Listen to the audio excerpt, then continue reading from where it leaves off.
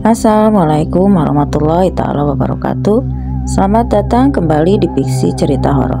Untuk kisah kali ini ada sebuah cerita yang ditulis oleh akun Twitternya @desi_prayogo1 atau yang bisa kita panggil cerita emak. Dan untuk apa kisah yang akan saya bawakan kali ini, yaitu sebuah kisah yang berjudul Pocong Keluarga Pak Budi. Dan untuk seperti apa kisahnya, mari kita langsung masuk ke ceritanya. Sesekali bahas tentang pocong tidak apa-apalah, tapi sebelumnya kita memperkenalkan dulu sama narasumber kita yang bernama Mas Gali. Mas Gali ini membagikan kisahnya. Konon sampai sekarang masih begitu melegenda di daerahnya. Kalau dulu eksistensinya berupa teror, tapi kini sudah agak kalem dan hanya berupa penampakan yang masih kerap menambahkan diri secara random kepada para warga di daerah tempat tinggal Mas Gali. Apa sih teror atau penampakan yang menghantui warga sekitar? Orang-orang memberi julukan teror tersebut dengan nama teror Pocong Pak Budi. Salah satu kota di Jawa Timur, tepatnya di wilayah tempat tinggal Mas Gali, terdapat sebuah penampakan sosok pocong yang sulit sekali dihilangkan, seolah sosok ini arwahnya memang ingin menetap di wilayah tersebut. Karena semasa hidupnya beliau juga merupakan salah satu warga di wilayah yang sama dengan tempat tinggal Mas Gali. Semakin dicoba untuk dipindahkan membuat sosok ini semakin kerap menghantui orang-orang secara random. Seakan sosok ini marah dan tidak terima arwahnya diusir dari tanah kelahirannya sendiri. Akhirnya warga mulai terbiasa dan sampai saat ini mereka berhidupan berdampingan satu sama lain. Memang yang namanya sosok hantu, apalagi pocong, tidak menutup kemungkinan membuat kita lari terbirit-birit. Sosok ini memang tidak melakukan kontak fisik, akan tetapi sosok ini justru menampakkan diri dengan tiba-tiba, entah itu di samping seseorang, di belakang, ataupun pas di depan wajah, seperti sedang memamerkan wajahnya yang rusak di depan orang-orang yang tidak sengaja bertemu dengannya. Bayangkan jika malam-malam kalian tidak sengaja lewat lalu ditampakkan sosok pocong ini pasti di depan wajah kalian, bagaimana rasanya? Rasanya pasti sangat mengerikan luar biasa. Bagaimana asal muasal sosok ini sampai bisa menghantui warga sekitar? Apa yang menjadi penyebab akan kematiannya? Lantas, urusan dunia apa yang membuat arwahnya belum bisa tenang? Mari kita dalami bersama-sama cerita mengenai sosok Pak Budi. Budi Sujatmiko adalah seorang kepala keluarga, sekaligus seorang bapak dari 2 anak perempuan. Istrinya bernama Aulia, dan kedua anak perempuannya bernama Neta dan Neti. Kedua anak perempuan Pak Budi adalah anak kembar. Keseharian Pak Budi adalah berjualan bakso keliling dari satu gang ke gang yang lain. Awalnya beliau bukanlah berjualan bakso, melainkan berjualan mie ayam. Berhubung sedikit sekali peminatnya, maka Pak Budi pun beralih profesi sebagai tukang bakso. Sedangkan Bu Aulia bekerja sebagai buruh cuci para tetangganya. Kadang upah yang diterima Bu Aulia tidak tentu, tergantung keikhlasan yang memakai jasanya. Bahkan Bu Aulia pernah hanya dibayar menggunakan lauk pauk. Bagi beliau itu sudah lebih dari cukup, asal kedua anaknya bisa makan. Keluarga kecil ini hidup rukun dan damai di sebuah rumah kecil peninggalan mendiang orang tua Pak Budi. Pak Budi sendiri adalah anak tunggal, jadi selepas kematian kedua orang tuanya, Pak Budi hidup seorang diri sebelum akhirnya bertemu dengan sang istri. Meski hidup dengan banyak sekali kekurangan secara finansial, lantas tidak membuat keluarga ini terdengar cekcok. Benar-benar contoh keluarga yang harmonis. Suatu hari ada seorang rentenir yang menagih hutang ke rumah Pak Budi. Rentenir ini bilang kalau Pak Budi sudah menunggak angsuran 3 kali dan bahkan bunganya jadi berlipat ganda. Alasan Pak Budi sendiri belum bisa membayar angsuran lantaran uang tabungannya belum cukup untuk membayar bunga. Padahal kalau tidak membayar pokoknya saja uang yang beliau kumpulkan cukup, tapi yaitu tadi, bunganya terlalu besar. Pak Budi juga terpaksa berurusan dengan rentenir ini, soalnya beliau kebingungan harus mencari modal kemana lagi untuk jualan. Dengan sangat kasar, para rentenir ini mengambil uang itu dan tetap menekan Pak Budi untuk segera membayar bunganya. Pak Budi tidak tahu harus berbuat apa, sedangkan Bunganya setiap hari semakin membengkak. Tapi hal itu tidak menyurutkan tekad Pak Budi untuk terus berjualan agar bisa memenuhi semua kebutuhan keluarganya. Sisanya untuk beliau membayar bunga rentenir yang kian melejit. Belum lagi anak-anak Pak Budi yang sebentar lagi keduanya masuk sekolah TK, bertambah kian berat perjuangannya.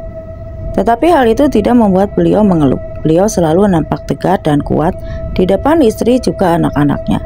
Sama sekali tidak menampakkan kegelisahan sedikit pun, padahal bebannya begitu berat.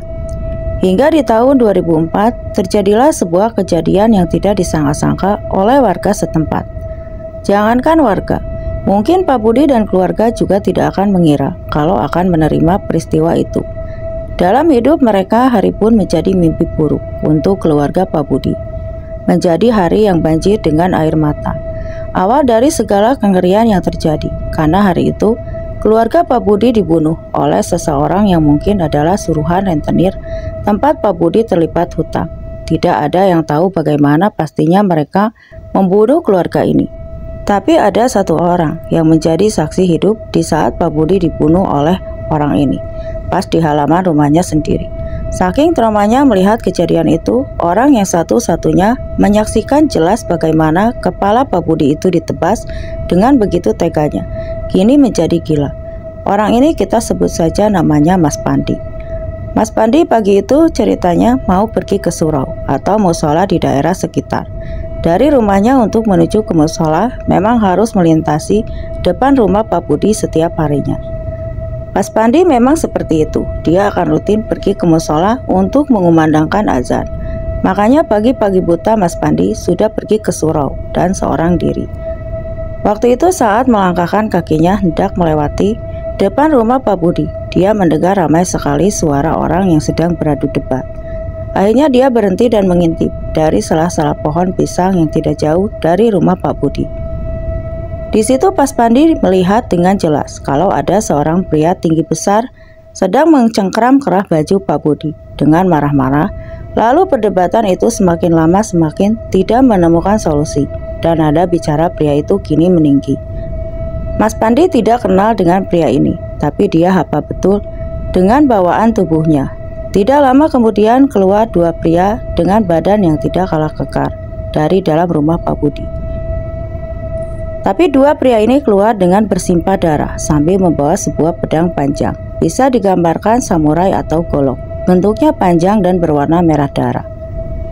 Mata Mas Pandi terbelalak. Dia mulai bertanya-tanya, dua pria itu berdarah sampai seperti itu. Mas Pandi melihat Mas Budi menangis sambil memohon ampun dan minta untuk tidak dibunuh. Pak Budi juga bilang kalau beliau yang meminta waktu lagi untuk melunasi bunganya. Sedangkan Mas Pandi yang tidak tahu apa-apa melihat semua itu dengan jelas, kebingungan.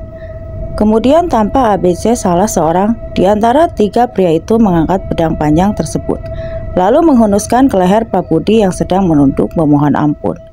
Di depan salah seorang yang lain, dan dia yang dia pakai menunggu lama kepala Pak Budi terpisah dari tubuhnya. Tubuh Pak Budi langsung jatuh ke tanah bersimpah darah, dan detik itu juga Pak Budi meninggal dunia. Mas Pandi yang melihat kejadian itu spontan teriak, dan teriakannya terdengar oleh tiga pria ini. Tiga pria ini nampak seperti terkejut dan lari ke arahnya. Mas Pandi buru-buru berlari menjauh, mungkin untuk menghindar tiga pria ini, tapi tiga pria ini masih mengejarnya. Beruntung dia bisa menghindar dan masuk kembali ke dalam rumahnya, bahkan tanpa disangka-sangka.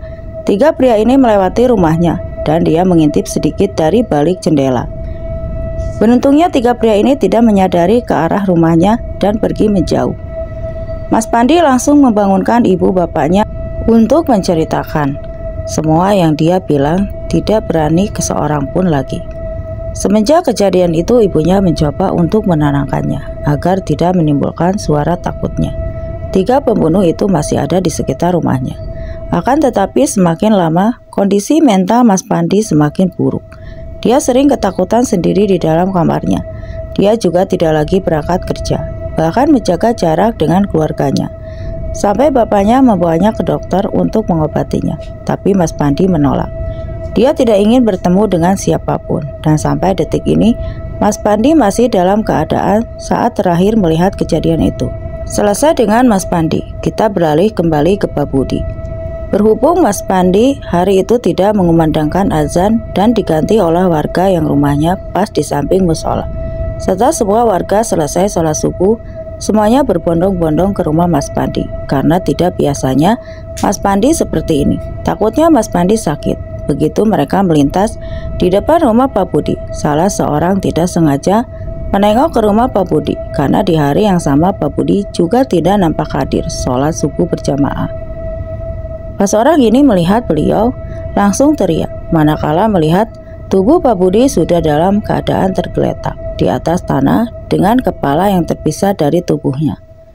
Teriakan orang ini mengagetkan orang-orang yang lain, maka mereka pun lupa dengan Mas Pandi dan berbondong-bondong menghampiri jasad Pak Budi. Lalu yang lain melihat ada banyak sekali darah berceceran, cair dan mengarah ke arah depan rumah Pak Budi. Saat warga yang lain mengikuti ceceran darah itu, mereka melihat istri dan kedua anak Pak Budi sudah meninggal dunia dengan kondisi yang begitu sadis. Keluarga ini meninggal dibunuh oleh seseorang yang entah siapa. Jasad Bu Aulia tergeletak di ruang tamu dengan kondisi perut yang ditusuk-tusuk, dan ada sebuah pisau tertancap di mata kanannya. Dua anak kembar Pak Budi meninggal ditusuk pisau di bagian dada dan perutnya. Lalu kedua jasad ini ditumpuk menjadi satu dan diletakkan di atas meja makan. Darah terciprat hampir di seluruh dinding rumah Pak Budi. Dua kamar Pak Budi nampak berantakan, seolah ada seseorang yang dengan sengaja membuat isi kamar itu menjadi berantakan. Atau bisa juga sedang mencari sesuatu. Kalaupun itu maling, rasanya sangat dianggap secara tidak ada benda berharga yang ada di rumah Pak Budi. Lantas apa yang mau dicuri? Warga lalu menutup keempat jasad ini dengan kain sampai menunggu polisi datang ke TKP.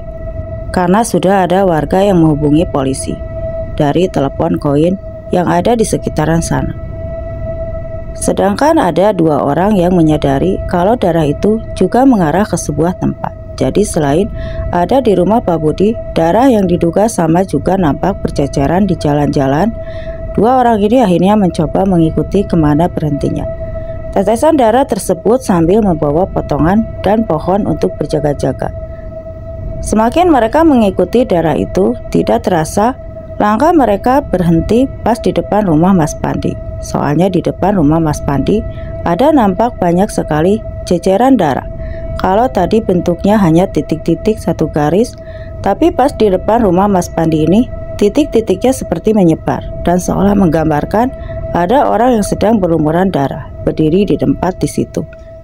Seolah dua orang ini berteriak memanggil Mas Pandi. Mereka berpikir, jangan-jangan Mas Pandi pembunuhnya. Cuma mereka bingung. Anda iya terus, atas dasar apa? Tidak lama kemudian Bapak Mas Pandi keluar, tapi dua orang itu langsung buru-buru menyerbu dengan berbagai pertanyaan. Bapak Mas Pandi kebingungan dan beliau melihat ke arah darah yang dimaksud. Akhirnya Bapak Mas Pandi pun menerangkan dua orang ini dan baru menceritakan semua yang dilihat dan dialami oleh Mas Pandi. Pada saat itu Pak Budi beserta keluarganya dibunuh dengan sadis oleh seseorang. Bahkan Bapak Mas Pandi rela menjadi jaminan kalau anaknya sama sekali tidak terlibat. Justru anaknya adalah saksi satu-satunya. Kemudian dua orang ini paham dan kembali ke rumah Pak Budi. Ternyata polisi sudah datang ke TKP. Dua orang ini langsung memberitahu hasil temuannya. Sayangnya pada saat polisi menghampiri Mas Pandi, kondisi psikisnya sudah mulai terganggu dan bahkan seperti orang ketakutan, seperti melihat sesuatu. Akhirnya polisi hanya menerima kesaksian dari kedua orang tua Mas Pandi yang sempat diberitahu oleh Mas Pandi sendiri sebelum pikirannya menjadi stres. Jasad Pak Budi dan keluarga langsung dibawa ke rumah sakit terdekat untuk diotopsi. Polisi masih melakukan olah TKP agar dapat menangkap siapa pelakunya sembari mengumpulkan kesaksian tetangga-tetangga sekitar dan bukti-bukti yang tertinggal dari pelaku pembunuhan. Rumah Pak Budi pun diberi pembatas untuk memudahkan polisi melakukan olah TKP. Pas kalian tanya, apa saat kejadian, tetangga-tetangga sekitar tidak ada yang dengar. Masalahnya pada waktu itu juga jarak antara satu rumah dengan rumah yang lain berjauhan, terpisahkan pepohonan atau kalau tidak salah ada teladan kosong. dan tidak bertuan. Tapi kini rumah-rumah di sana sudah menjadi padat penduduk, yang kalau ada perlu sama tetangga tidak perlu jalan jauh-jauh. Gang rumah Mas Gali ini modelnya rumah-rumah itu hanya di bagian sisi kanan, karena sepanjang sisi kiri dari depan gang sampai ke pucuk gang itu hamparan sungai. Jadi rumahnya itu menghadap ke arah sungai semua. Paham kan? Sampai detik ini, rumah bekas Pak Budi masih dibiarkan kosong dan terbengkalai. Bahkan gerobak baksonya masih terparkir rapi di depan rumahnya. Setelah puluhan tahun tidak pernah dipakai, sebelah kanan rumah Pak Budi kini didirikan balai RT, dan sebelah kirinya dibuat semacam posyandu balita maupun lansia. Gang rumah Mas Gali sendiri pas di sebelah kirinya posyandu, jadi jaraknya tidak terlalu jauh dari rumah Pak Budi. Serta di pojok gang ini adalah lapangan bola yang juga dipergunakan oleh warga satu RW dengan Mas Gali, cuma berbeda RT. Semoga kalian paham maksudku. Insya Allah nanti aku kabarkan. Setelah diotopsi, jenazah Pak Budi dan keluarganya dimakamkan di sekitar sana. Cuma lokasi pemakamannya itu ada di kampung sebelah lapangan. Sesudah kejadian itu, kengerian mulai menghampiri semua warga di kampung ini, termasuk keluarga Mas Gali. Banyak yang mengaku rumahnya diketok oleh seseorang tepat di tengah malam. Tetapi begitu pintu dibuka, tidak ada tanda-tanda manusia di luar rumah. Mereka hanya saja kalau mereka nekat melangkah keluar rumah untuk memastikan dijamin mereka akan melihat sosok pocong. Pocong itu bukan hanya satu, melainkan ada 4 sosok berdiri dengan segala kengeriannya. Satu pocong dengan mata kanan tertancap pisau berlumuran darah. 2 pocong anak yang tumbuh, depannya penuh dengan darah. Lalu ada 1 pocong tanpa kepala, karena kepalanya ada di bawah, tepat di samping kakinya. 4 pocong inilah yang dipercaya warga adalah arwah Pak Budi dan keluarganya yang gentayangan. Keempat pocong ini seperti meminta sesuatu keadilan atas kematian mereka. Mereka seolah tidak terima diperlakukan seperti itu oleh orang-orang yang tidak bertanggung jawab. Sayangnya polisi pun tidak kunjung menemukan titik terang terkait 3 pelaku pembunuhan keluarga Pak Budi. Sedangkan arwah 4 pocong ini terus menimbulkan keresahan bagi warga sekitar. Aktivitas mereka juga terhambat karena ketakutan. Pikiran mereka setiap hari isinya hanya was-was, terus tidak ada hentinya. Suasana kampung semakin hari kian mencekam dan membuat bulu kuduk merinding. Jarang sekali ada warga yang berlalu lalang saat hari sudah mulai malam. Kalaupun ada, mereka akan menghindari akses untuk melewati depan rumah Pak Budi. Bagi warga setempat, rumah yang dulunya penuh dengan gelak tawa anak-anak kini berubah menjadi sebuah rumah berhantu. Bahkan efeknya, warga sekitar yang pulang dari salat subuh berjamaah di musola mengaku mencium aroma bakso yang begitu lezat dari dalam rumah Pak Budi. Persis seperti dulu saat Pak Budi dan keluarganya masih hidup. Mereka selalu menyiapkan dagangannya subuh-subuh, soalnya pagi hari Pak Budi harus berkeliling menjajakan jualannya. Padahal kan rumahnya Pak Budi sudah lama tidak berhuni. Lantas, itu aroma bakso dari mana asalnya? Tidak ada satupun warga yang bisa menjawab pertanyaan tersebut. Masih menjadi pertanyaan semua orang yang melintas di depan rumah Pak Budi. Setiap subuh aroma itu masih sering tercium. Kalau dulu aroma itu membuat orang-orang sekitar menjadi lapar. Tapi kini aroma itu menjadi sebuah firasat kurang baik. Teror masih kerap menghantui warga sekitar. Suatu hari, ada saudara Mas Gali yang menginap di rumahnya. Namanya Mas Danar. Sedangkan di hari itu bertepatan dengan tahlilan 100 harinya meninggalnya keluarga Pak Budi. Semua orang membuat masakan masing-masing, dan selepas sholat maghrib dibawa ke musola untuk sajian tahlilan yang bertujuan untuk mengantar arwah keluarga Pak Budi tenang di alamnya.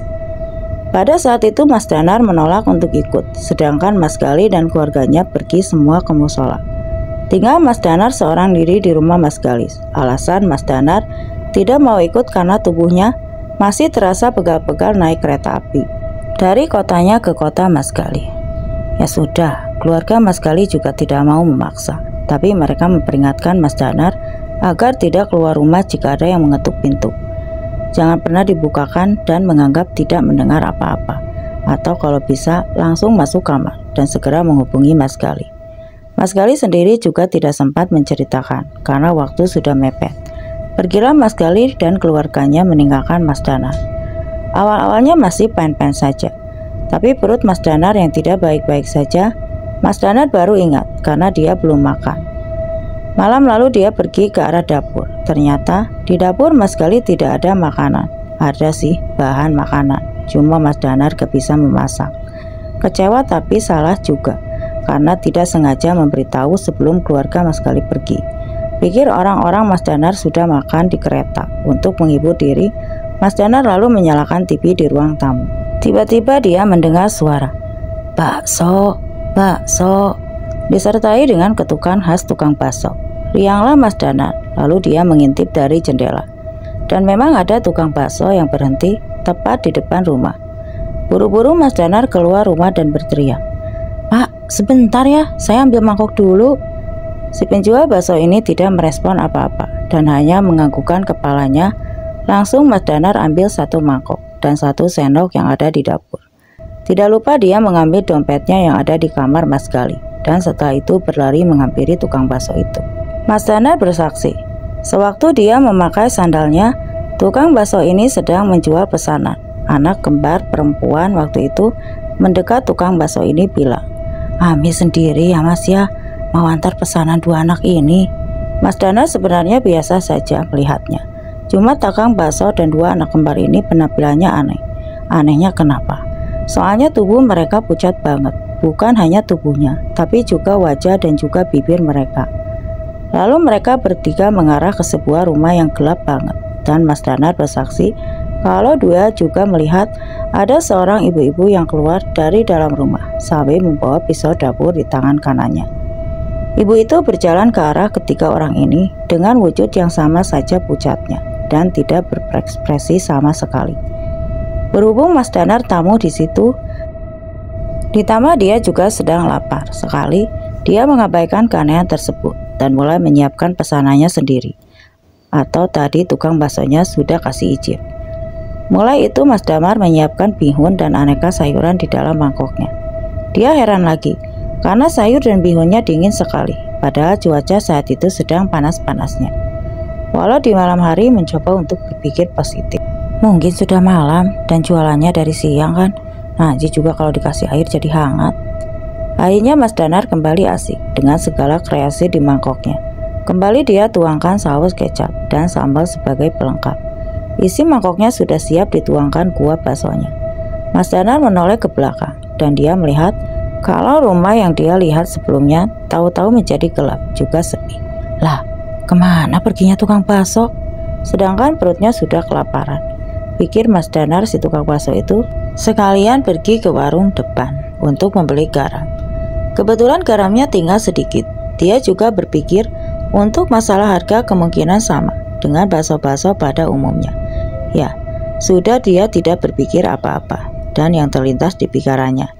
Dia ambil semua sendiri, lalu uangnya ditinggal diletakkan di sela-sela mangkok saja. Nanti juga tukang baksonya lihat, pikir Mas Danar. Sudah ngiler membayangkan kelezatan bakso, sehingga dia sudah tidak sabar lagi. Pelan-pelan dia membuka penutup.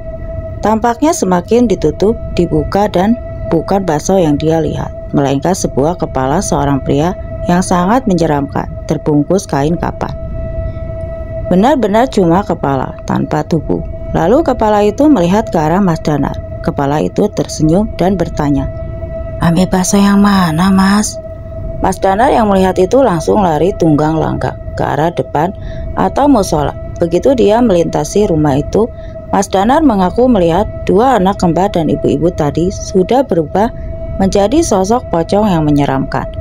Dan yang membuat Mas Danar tidak bisa melupakan kejadian itu, saat dia melihat ada satu lagi sosok pocong yang berdiri paling kiri, dan sosok pocong itu tanpa kepala. Pikiran Mas Danar saat itu kemungkinan kepala pocong itu yang dia lihat di dalam dandang bakso tadi. Di situ Mas Danar tidak bisa berkata-kata dan dia kembali melanjutkan larinya sampai dia tidak kepikiran untuk menutup pintu rumah Mas Gali. Kedatangannya di depan musola sambil teriak-teriak membuat semua orang yang ada di dalam musola lari keluar menghampirinya. Mas Danar ditenangkan dan dia mulai menceritakan kronologi yang baru saja dialaminya. Saat warga mendengar cerita Mas Danar, warga kembali gelisah. Masalahnya yang Mas Danar lihat adalah arwah keluarga Pak Budi. Mas Danar lalu diberi sarung yang sengaja disediakan di musola dan diajak untuk mengikuti acara tahlilan bersama. Semakin lama kondisi Mas Danar sudah tenang dan dia pun berjalan pulang bersama Mas Gali beserta keluarganya. Waktu melewati rumah itu, Mas Danar kembali melihat dan rumah itu terlihat gelap seolah tidak ada siapapun di sana. Karena dia berjalan sambil melek, tidak sengaja kakinya menginjak pecahan bakso. Dia menggeram kesakitan. Lalu matanya melihat ke bawah dengan ekspresi muka yang terkejut. Mas Danar berkata, "Ini kan mangkokku tadi." Lalu orang-orang kembali berkerumun ke arah Mas Danar dan sama-sama menyaksikan mangkok yang dia maksud tersebut. "Aku ingat banget, ini mangkok yang aku siapkan tadi. Sayuran sama pihunnya aku sendiri yang ambil. Aku kira ya tukang bakso beneran, gak taunya ih." Sambil bergidik ngeri. "Sebenarnya di sini ada apa sih, Li?" kata Mas Danar kepada Mas Gali. Akhirnya di depan rumahnya dan di depan banyak orang, Mas Gali menceritakan semuanya kepada Mas Danar, serta mangkok itu menjadi saksi bisu kalau apa yang dialami Mas Danar bukanlah sekedar karangan belaka. Terlebih Mas Danar juga tidak tahu apa-apa terkait keluarga Pak Budi. Kejadian horor itu tidak hanya terjadi kepada Mas Danar, melainkan juga dialami oleh Mbah Hana. Mbah Hana ini rumahnya ada di kampung sebelah, Lapangan. Pada saat itu, Mbah Hana menjalankan pulang dari kampusnya menggunakan sepeda motor. Tiba-tiba di dekat lapangan Mbah Hana mendengar ada suara anak perempuan menangis. Mbah Hana pun memberhentikan motornya dan memperhatikan ke arah sumber suara itu. Matanya menangkap sosok anak perempuan yang usianya sekitar 5-6 tahun, sedang menangis di pinggiran salah satu gawang yang ada di lapangan tersebut. Disamperinya anak oleh Mbah Hana.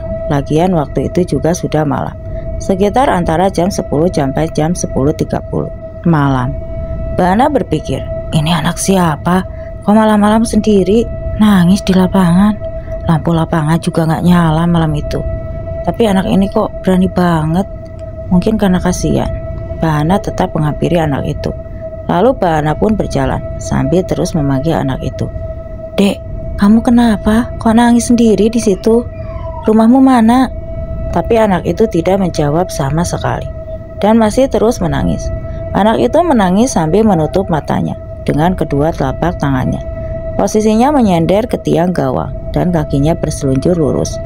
Entah mengapa perasaan Mbah Hana tidak nyaman ketika langkahnya semakin mendekati sosok anak ini. Cuma diam.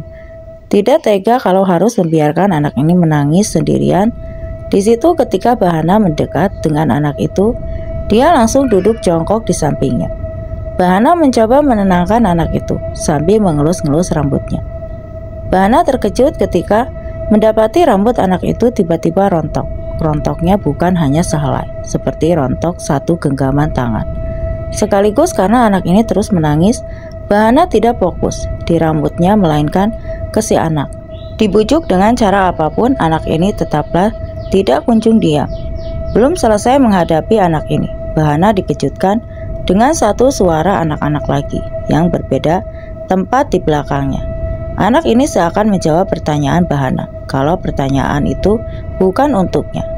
"Tubuh kita sakit dan itu adikku." Pada saat Mbah Hana menoleh ke belakang, Mbah Hana justru lebih terkejut karena sosok anak kecil yang ada di belakangnya dalam kondisi berbalut kain kapan. Ya, anak kecil itu berwujud pocong, berlumuran darah. Mbah Hana kembali menoleh ke anak kecil yang menangis dan dia mendapati anak itu berwujud sama persis dengan sosok anak yang ada di belakangnya. Mbah Hana langsung berdiri. Dia berjalan mundur dan terus menatap ke arah dua pocong anak kecil itu. Dia baru saja tersadar bahwa malam itu dia telah bertemu dengan dua anak kembar dari keluarga Pak Budi yang sudah meninggal. Mbah Hana masih dengan posisinya yang berjalan ke belakang dan terus menatap ke arah dua pocong tersebut. Tampaklah mereka tetap terus diam sambil memandang ke arah Mbah Hana dengan tatapan kosong. Setelah kakinya berhasil menjangkau area luar lapangan, dia langsung berlari menuju rumah sampai meninggalkan motornya di tepian lapangan. Setibanya di rumah, Mbah Hana langsung menceritakan apa yang baru saja dia alami kepada keluarganya. Waktu keluarganya mencoba memastikan kembali, ternyata 2 pocong anak kembar itu sudah tidak ada lagi di sana. Sejak malam itu, ketika ada kuliah malam, Bahana memilih diantar jemput ayahnya daripada harus menyetir motor sendirian. Berhubung teror itu semakin meresahkan warga, sepakat untuk mendatangkan seorang ustadz guna menenangkan arwah keluarga Pak Budi. Niatnya supaya tidak kembali menghantui warga. Sayangnya saat ustadz ini berusaha justru mengalami penolakan kuat. Arwah Pak Budi yang mendominasi dan membuat sosok pocong lain menjadi kuat, sehingga mereka ingin memberitahu kepada semua orang kalau sampai kapanpun mereka arwah keluarga Pak Budi tidak mau dipindahkan dari sana.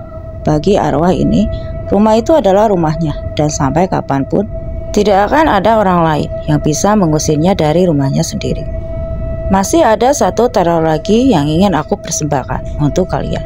Hitung-hitung sebagai kesaksian terakhir yang mengaku sempat bertemu dengan 4 pocong keluarga Pak Budi. Sekaligus sebagai titik terang bagi polisi karena sudah berhasil menangkap 2 dari 3 tersangka yang membunuh keluarga Pak Budi. Malam itu ada 1000 harinya keluarga Pak Budi. Seperti biasa, warga sibuk dengan persiapan tahlilan untuk mendoakan keluarga Pak Budi. Para warga rela meluangkan waktunya untuk mendoakan dan menyajikan makanan di setiap tahlilan, karena mereka semua mengaku bahwa semasa hidupnya Pak Budi beserta sang istri kerap membantu semua warga. Padahal mereka sendiri hidup dengan kekurangan, tapi tidak menutup hati mereka untuk menolong sekitarnya. Selepas sholat maghrib, Pak Ijul dan 2 orang lainnya mempersiapkan acara tahlilan, yang lain mengurus sebagian di musola. Sedangkan Pak Ijul menggelar tikar untuk yang bagian luar, dan beliau seorang diri. Begitu menggelar salah satu tikar, beliau samar-samar beliau mendengar ada suara bapak-bapak yang memanggil namanya. Beliau mengedarkan pandangannya ke sekitar, tapi beliau tidak melihat siapa-siapa, dan beliau kembali melanjutkan tugasnya. Akan tetapi suara itu terdengar kembali, bahkan semakin jelas. Kembali beliau pandangi sekitarnya, tetap sama hening dari sebelumnya. Ketika beliau menyapu tikar memakai sapu lidi, dari arah debunya hilang. Dalam posisi membungkuk, mata beliau menangkap sosok laki-laki yang berbalut kain lusuh, berdiri tepat di depannya. Kaki itu hanya diam, dan beliau tahu bahwa itu sosok pocong yang tengah berdiri. Beliau mencoba tenang dan terus menyapu tanpa mempedulikan sosok itu. Mau apa datang ke sini? Kan sudah 1000 hari berlalu. Ada apa? Tanya Pak Ijo sembari memberanikan diri. Pak Ijo lalu mendengar suara seorang bapak yang tengah menangis, dan kini posisi Pak Ijo membelakangi sosok itu. Aku tidak mau apa-apa, Jul. Aku hanya mau kamu menolongku, kata sosok itu kepada Pak Ijo. Apa yang bisa aku bantu? Respon Pak Ijo. Aku tahu di mana pembunuhku berada, jadi ikut aku saja, ajak sosok berbalut kain itu. Pak Ijo tidak merespon, beliau hanya mendekatkan pandangannya sambil menghela napas. Sebelum akhirnya beliau menoleh ke arah sosok yang berbicara kepadanya. Betapa terkejutnya Pak Ijo saat melihat sosok yang ternyata berbicara dengannya adalah sosok pocong tanpa kepala. Sosok itu melayang ke arah sebuah gang di samping musola, yang mana gang itu mengarah ke bagian kampung belakang. Pak Ijo coba mengikuti sosok itu dengan perasaan harap-harap cemas. Tiba-tiba sosok pocong itu berdiri di seberang sebuah rumah, yang mana semua warga tahu kalau rumah itu adalah rumah seorang rentenir, yang membuat Pak Ijo terkejut justru ketika beliau melihat ada sebuah kepala yang dibentuk pocong nangkring di sebuah kursi di samping seorang pria berbadan kekar. Wujudnya benar-benar hanya kepala saja, dan matanya terus menatap laki-laki itu seolah memberitahu sesuatu, tapi beliau tidak paham.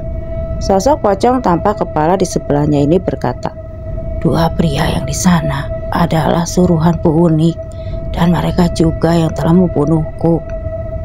Selesai berbicara seperti itu, sosok ini tiba-tiba hilang begitu saja. Pak Ijul pun langsung lari balik ke arah musola. Pas beliau sampai, ternyata sudah banyak orang yang mencarinya. Sambil ngos-ngosan, beliau menceritakan semuanya. Ada orang yang percaya dan tidak tentang pernyataan Pak Ijul, tapi orang yang percaya langsung menghubungi kantor polisi terdekat agar segera datang. Berselang beberapa menit kemudian, datanglah 5 orang polisi dan mereka berjalan ke arah musola. 5 polisi ini mencoba mendengarkan kesaksian Pak Ijul. Meski terkesan absurd, tapi polisi ini mengesampingkan egonya dan mulai mempertimbangkan untuk melakukan penggeledahan. Rumah Bu Unik sebagai orang tetap menyiapkan acara tahlilan malam itu dan sebagiannya ikut bersama 5 polisi tadi. Singkat cerita, tibalah mereka semua di depan rumah Bu Unik. 2 pria yang sedari tadi duduk di depan terlihat ketakutan dan berusaha kabur. Beruntung bisa segera diamankan. Polisi lain mencoba menggeledah ke rumah Bu Unik dan mereka menemukan ada 3 buah pedang panjang yang terpajang di ruang tamu rumah Bu Unik. Meski sudah dibersihkan, nyatanya salah satu pedang panjang itu masih tersisa beberapa bercak kecil darah yang sudah mengering. Dan polisi menduga kalau bercak darah yang tersisa itu adalah darah milik keluarga Pak Budi. Walau mereka mengaku kalau itu darah tikus yang belum lama mereka bunuh dengan pedang tersebut. Rasanya polisi ragu dengan pernyataan itu. Iya kali, ada seseorang yang membunuh tikus dengan pedang panjang sepanjang itu. Ribet sekali, ditambah penampakan darah yang sudah mengering itu sepertinya terkesan lama sekali. Setelah hasilnya dikirim ke laboratorium dan sudah keluar, mengatakan bahwa darah yang ada di pedang itu mirip dengan darah salah satu anak kembar Pak Budi yang bernama Neta. Selain polisi mengamankan 2 pria beserta Bu Unik, polisi juga menemukan sebuah surat tanah yang dimana di situ tertuliskan nama Syahrini. Beliau adalah mendiang bapaknya Pak Budi. Polisi langsung mengamankan semuanya ke kantor polisi terdekat sembari dimintai keterangan lebih lanjut. Sedangkan 1 orang lagi masih ada di Riau karena istrinya sedang melahirkan. Kemungkinan tidak lama setelah penangkapan di sini, orang itu juga segera diamankan di rumahnya oleh polisi setempat. Motif yang mendasari ini semua adalah jelas masalah hutang piutang. Katanya Ibu Unik, hutang Pak Budi dan istrinya sudah mencapai 20 juta beserta bunganya. Entah bagaimana bisa sebesar itu. Padahal Pak Budi hanya meminjam modal 1 juta, tahu-tahu sudah 20 juta. Jelas Pak Budi kesusahan untuk mengembalikan uang yang sudah beliau pinjam. Selain itu, polisi juga membaca pola licik dari Bu Unik sendiri. Sebenarnya Bu Unik ini mengincar rumah Pak Budi. Karena menurut buku milik Bu Unik, polisi menemukan sebuah rencana pembangunan kos-kosan di rumah milik Pak Budi. Mungkin rumah Pak Budi di pinggir jalan dan aksesnya gampang. Akhirnya, jadi incaran Bu Unik, Pak Budi ternyata pernah ditawari secara langsung sama Bu Unik. Jika Pak Budi mau menjualnya, maka Bu Unik siap membayarnya dengan harga mahal. Tapi Pak Budi tidak bersedia menjual rumah itu, bagaimanapun bentuknya. Walau sudah reot dan rapuh, tapi rumah itu adalah salah satu peninggalan berharga bagi mendiang kedua orang tuanya yang harus beliau jaga. Makanya Bu Unik mencari kesempatan manakala Pak Budi mulai terlilit hutang piutang dengan Bu Unik. Bu Unik mensiasatinya dengan melipat gandakan bunga dari uang yang Pak Budi pinjam. Semakin besar nominal hutangnya, pasti Pak Budi akan melepas rumah itu kepada Bu Unik. Di pikiran Bu Unik, ini seperti itu. Nyatanya walaupun hutang beliau sudah dilipat gandakan bunganya sama Bu Unik, Pak Budi tetap gagal, tidak mau menjual rumahnya. Bu Unik yang merupakan tipe orang ambisius, menghalalkan segala cara agar bisa mendapatkan rumah tersebut, termasuk dengan cara membunuh keluarga yang malang itu.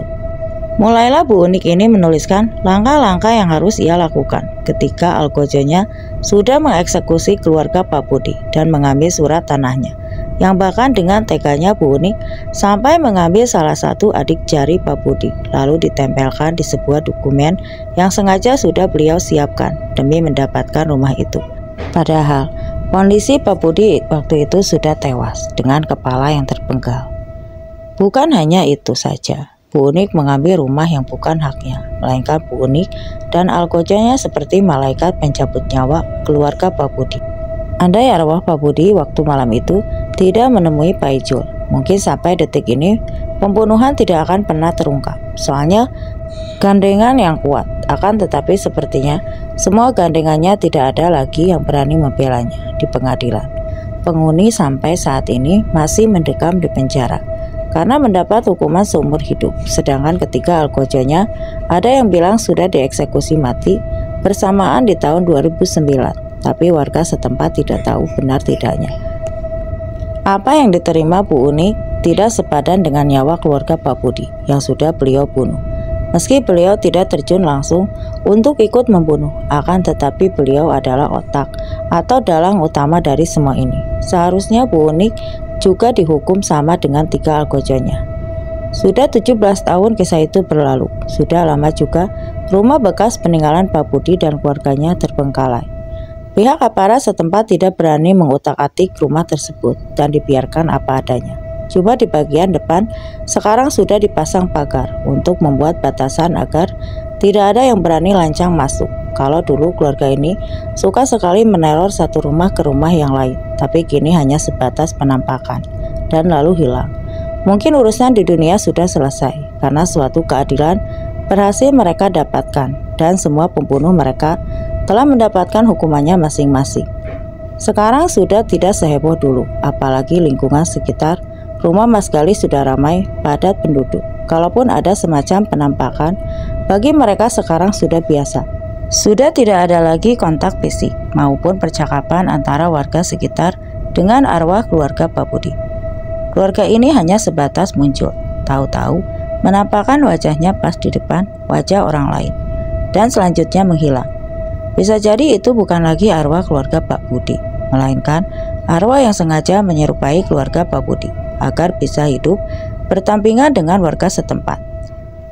Sekian untuk cerita kali ini, dan terima kasih untuk yang sudah mampir ke channel ini. Dan sekali lagi terima kasih.